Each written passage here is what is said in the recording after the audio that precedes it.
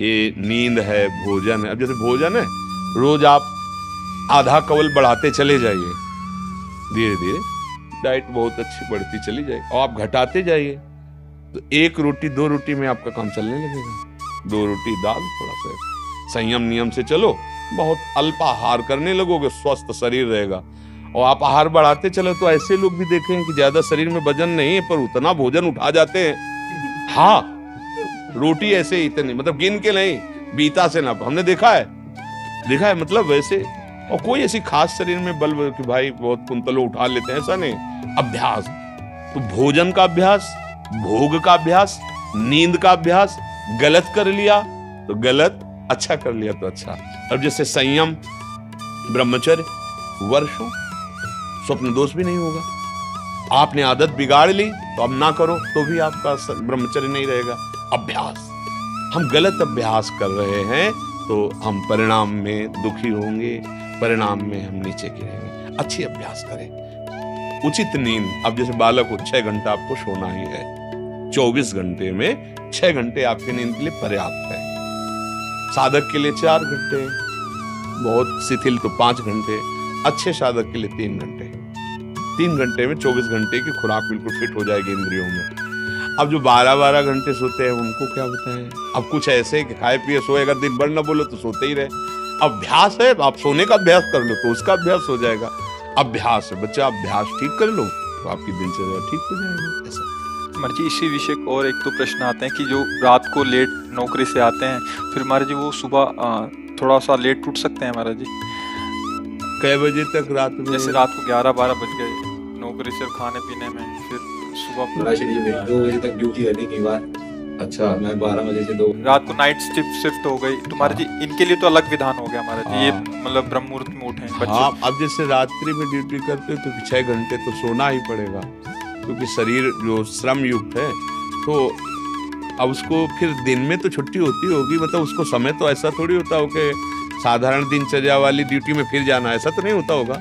रात वाली ड्यूटी के लिए मतलब दिन वाला तो फुर्सत होगी, होता होगा ऐसा। अब हम तो कभी की नहीं तो हमें पता है। ना नाइट और ना दिन की, रात दिन की ड्यूटी एक ही रही है। राधा वल्लभ श्री हरिवंश श्री वृंदावन श्री वंचल हमारी तो 6 घंटे सोने के लिए विधान जैसे है। तो अगर आपको पैसा कमाने की इच्छा हो तो उसके बाद भी ओवर टाइम कर सकते हैं, आप ड्यूटी कर सकते हैं ना। 2 बजे जगने के बाद आप सोचोगे यार 2 घंटे अगर और हम कर लेते हैं तो इतना मिल जाता है। तो अगर ऐसा ओवर टाइम भजन के लिए हो जाए तो लाभ मिल जाए। अब आप 6 घंटे सोने के निकाल लो। अगर आपको ऐसा लगता है 2 बजे आए, अपना जो दिनचर्या सो गए, फिर जब जगो भजन, तो आपके लिए प्रातः काल वही हुआ जब उठ के भजन करें। जब वही जागे तभी समझ लो प्रातः कालीन, फिर आप वही दिनचर्या करो जो प्रातःकालीन दिनचर्या चाहिए।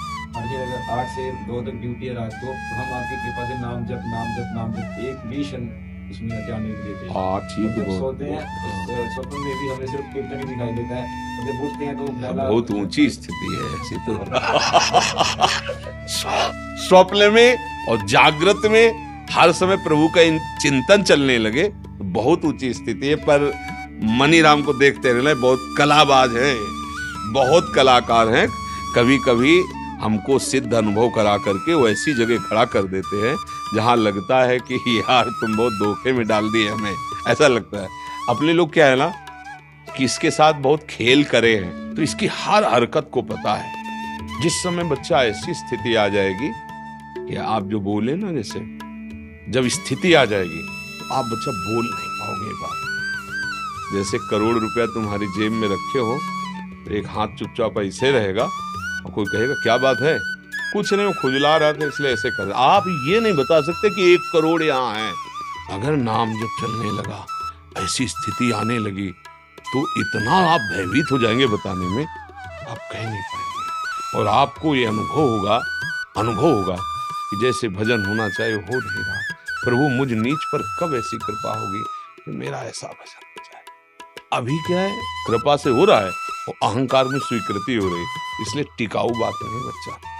भजन करने वालों के हृदय में ऐसी भजन की भूख पैदा होती है कि रात दिन करने पर भी उन्हें रोना आता है कि प्रभु कब मुझसे ऐसा भजन होगा जैसा संतों ने किया, और रात दिन भजन कर रहे हैं। समझ रहे हो ना बच्चा, यहाँ आए हो ना, बहुत कृपा पात्र हो, तो अवास्तविक तुम्हारी स्थिति ऐसी हो जाए कि जागृत स्वप्न सुषुप्ति स्फुरत में राधा पदार्थ छटा, चाहे जग रहे हो या सो रहे हो या स्वप्न में हो, लाडली लाल के साथ आपका मन सावई मना कृष्ण पदार्थ। कभी अब कहना नहीं और अभ्यास बढ़ाते चले जाओ। जो हो रहा है नाम जप वो श्री जी की कृपा से हो रहा है, गुरु जी की कृपा से हो रहा है। कहने से ये बात हट जाती है, अहम पुष्ट होता है, चुपचाप अंदर ही अंदर। अब या तो आप जानते नहीं थे या आप करते नहीं हो, नहीं तो डर लग जाएगा। अपनी कोई चेक किसी को दिखाएगा तो पैसा दिखाएगा, हीरा जवाहरात दिखाएगा क्या? तिजोरी में बंद किया जाता है लॉकर में, एक चाबी वहां और एक चाबी गुरुजी के पास, एक चाबी आपके पास। केवल गुरुजी और आप मिलके बात कर सकते हो उस लॉकर की चाबी को, तो समझ रहे ना? अपने गुरु से केवल पर्सनल, घर गृहस्थी परिवार नहीं, बैंक में एक चाबी आपके पास, लॉकर का होता है ना, दोनों मिला के, मतलब केवल सदगुरु और आप, फिर अपने अनुभव, फिर वो आपको कभी व्यक्त करेंगे तो फिर वो अंतर ध्यान हो जाएंगे, साधन में बाधा पड़ जाएगी।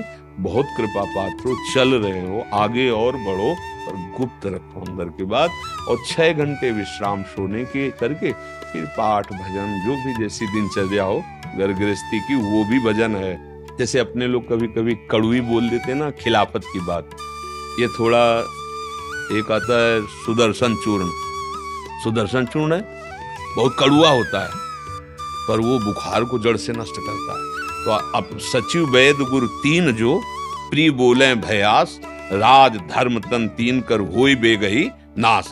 अगर सदगुरु मुझ पर ही बातें करने लगे तो बिगड़ जाएगा मामला। वैद्य अगर मरीज के अधीन हो गया तो कभी नहीं ठीक होगा। राजा को अगर मंत्री मुझ पर मिल गए सलाह देने वाले तो राज्य नष्ट हो जाता है। इसलिए जैसे अपने लोग हैं ना, तो आप हमारे मित्र हैं, आप हमारे बच्चे हैं, आप हमारी आत्मा हैं, जैसे भी भाव से, व्यवहारिक भाव से भी, परमार्थिक भाव से, आपको वास्तविक मार्ग मिल जाए, आप वास्तविक सुख में पहुंचे। इसलिए हो सकता है कि कभी आपके प्रतिकूल कठोर वचन, नाटक कर रहे हो, आप सच्चे चल रहे हो, आप सोचोगे मैं तो जप रहा हूँ, महाराज जी डांट क्यों रहे, नाटक। जो आपका अहम जाल बिछाना चाहता खत्म, और वो सुरक्षित हो गया।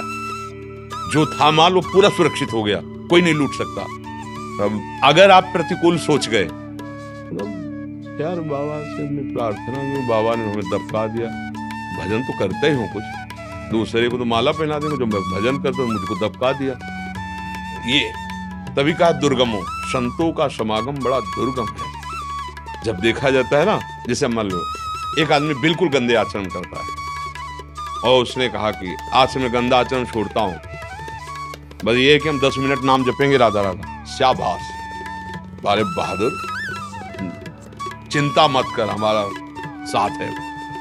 10 मिनट, अब आप 6 घंटा जप रहे हैं, अच्छे आचरण कर रहे हैं, अब आपसे हम नजर टेढ़ी करके बात करेंगे, आपको लगेगा यार वो शराब भी पीता था, मांस भी खाता, आज बात करो। 10 मिनट की शाबाश बोल दी और 6 घंटे जप करते, फिर भी हमारे, क्योंकि अभी 24 घंटे पूरे कराने हैं आपसे, कि पूरा जीवन आपका भगवत स्वरूप बनाना है। जैसे लड़का कोई नया है ना, और बस स्कूल में वैसे गोली खींचे, ऐसे डंडा बना दे, तो टीचर क्या कहता है, वाह शाबाश शाबाश, बहुत अच्छा।